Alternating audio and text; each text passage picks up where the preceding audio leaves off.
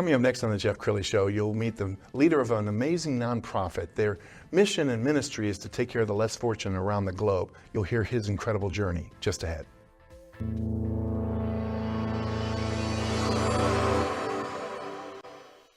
Many are predicting that the worst is yet to come, which is unfortunate, said one person here. Until now, they've enjoyed the reputation of being the nation's icebox. Watched a burglar in his home this morning by webcam. As a journalist of over 25 years, stories are what make my world turn. Reporting live from the Dallas newsroom tonight, Jeff Crilley, Fox 4 News. But in 2008, I took the jump from my familiar life and started a PR firm from my home. We're talking about anyone with a camcorder like the one I'm using becomes a television network. We started slowly growing the company, and we now have over 100 clients, and we've branched into the world of live digital broadcasting. I now own 8 different TV studios and have a huge team, and the stories that I now get to share are sometimes the most important of my life. Life has a funny way of coming around full circle. This is the Jeff Crilley Show. Well, I think all people of a certain age have a ministry. You know, my ministry is helping people tell their own story through the media or through their own podcast or TV show. But my ministry can't hold a candle to the man who is next to me right now. Michael Ryer is in studio. He's with Amigos Internacionales. And tell us more about the nonprofit. This goes back like 5 generations, or 5 decades, huh? Sure, Jeff. Thank you for having me, first off. Yeah. But we were founded in 1967. We were our founder, John Lanou, was building mobile medical and mobile dental clinics to work in the Valley. And it was only going to be a 1-year kind of thing, and they needed a name, so we called it International Friends, which is Amigos Internacionales. Yes. And that's what we're doing. And you actually go back to the very beginnings because you knew him as a child? Yes, my mother knew him and invited him to our church when I was 8 years old. And I would hear the stories that he would have to tell, and it just amazed me, and I wanted to be like that. And so from the very, very beginnings, he's been my friend. He's been my mentor. He's a founder. He's still on our board. He's 90 years old. We just celebrated his 90th birthday. Wow. And he's still our biggest fundraiser, so he's not going to stop anytime soon. Okay, when did you take your first mission trip? I've taken mission trips all my life, but with Amigos, I really started when I went to Guatemala and Belize. We built a mobile kitchen for the hungries down in southern Belize. We needed a kitchen, and a church had given us a bus, and we decided to take that bus, and I designed a mobile kitchen, a commercial kitchen, and put it inside that bus. And we shipped it down there, and it's still in existence. It's still working right now in Punta Gorda, Belize. Wow, that's incredible. Let's go ahead and pull up the website, and as we scroll down the homepage here, talk about the different countries that you've served since you've been associated. Well, we've been in Mexico. We've been in Guatemala. We do 7.5 million meals there with the help of Buckner. We've been in Belize. We've actually been in Syria with the blankets during the earthquake. Wow. And we've been in Uganda. We're in Tanzania right now, focusing our work there. Wow. It has to be so rewarding. I mean, do these trips ever get old to you? No, they never get old. There's always something happening.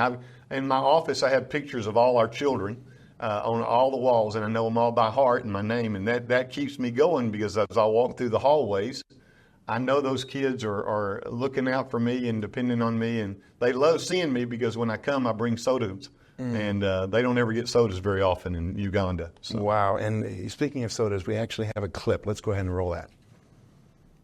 In Burpong, Uganda, a story of hope is unfolding, a story rooted in both challenge and possibility.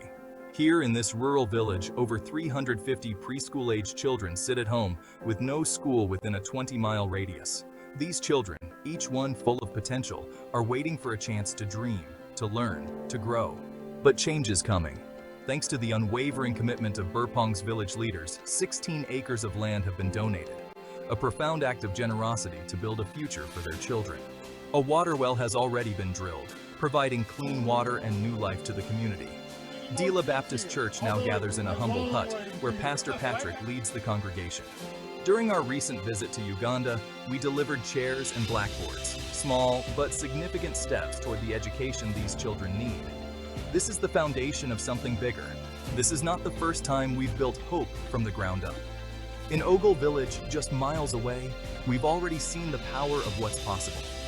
There, our Mission Point model has transformed lives.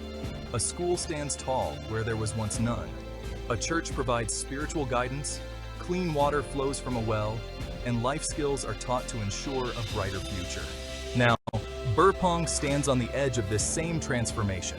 We are raising $200,000 to build 2 phases of schools that will serve as a beacon of light for these children. A place where education will open doors to a future full of opportunities. This is more than just brick and mortar. This is about empowering young minds and inspiring dreams.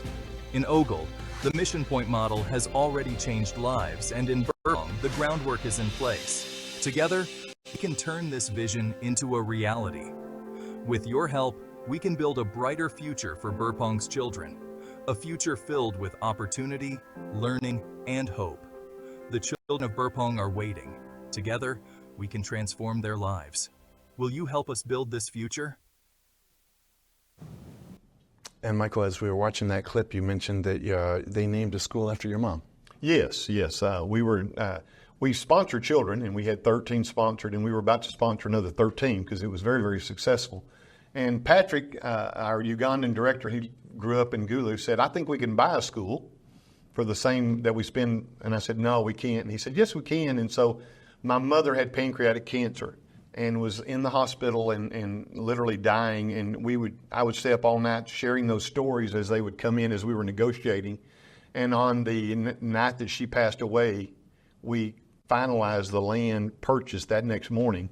So the board of directors wanted to name that school after my mom and dad, the Ed and Betty Ryer Open Hands Academy. Wow. And so that's got a real special heart. Yeah. They now have 256 kids going to school there. Wow, that's amazing. And I was watching you watch that clip. You actually know these children. Yeah, I know all of them. They have a real place in my heart. I go there twice a year, and it makes a difference when you hug them and you love on them. And when we do vision trips and we ask people when they come, all they need to do is love on these kids because these kids don't have much. Wow. And so that's what we're trying to do. So yeah, love these kids. We're going to show a clip here in a minute, but I want you to set the stage. You do water wells. Tell us about the healthy, the nature of the water there. Well, the water, we've been asked by the government sometimes, but most of the cases, they're just little pools of water on the ground. A lot of times they share it with the cattle. The pigs, they defecate in it, and there's hepatitis, there's diphtheria and typhoid. We have a video that we're preparing now from a lady. Well, actually, you have it on this. She was in the hospital dying of typhoid and recovered, and she's thanking us for doing that water well so that her family can now have fresh, clean water. It's 70 meters deep, so it'll never be bad water. Wow. And when we drill a water well, we have 1,200 people a day get fresh water from that well. That's every amazing. day. Okay, let's go ahead and roll that clip. Uganda's northern hills, where vibrant green meets the endless sky, are filled with life and beauty. But beneath this beauty lies a hidden danger. The water that sustains these communities is often contaminated, carrying deadly diseases. In northern Uganda, this is a daily reality. Lucy, a mother, faced this silent threat. Stricken with typhoid fever, her life was slipping away. Her children watched helplessly as their mother, their lifeline, weakened from the contaminated water she drank. But hope arrived. Amigos Internacionales brought clean, safe water to Lucy's village by digging wells.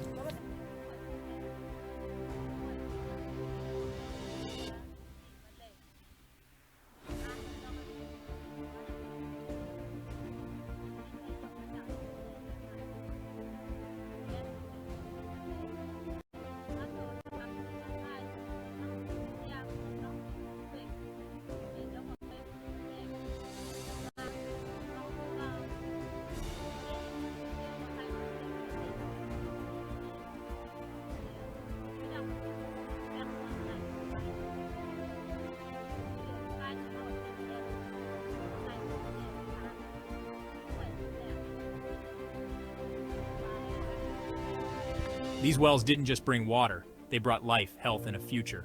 Lucy survived, and with her, the entire community was saved. Today, Lucy is thriving. Her story is a powerful testament to the life-changing impact of clean water. Thanks to Amigos Internacionales, the beauty of Uganda can truly shine because where there is clean water, there is life. We invite you to join us in this mission. Your support, whether through donations, spreading the word, or getting involved, can bring clean water to more communities and save lives. Together, we can make a world of difference. And Michael, as you were watching that video, I could tell that you were getting a little emotional. I mean, you know all these people. You were actually filming the mom there. Yes. Talk about why this is so near and dear to your heart.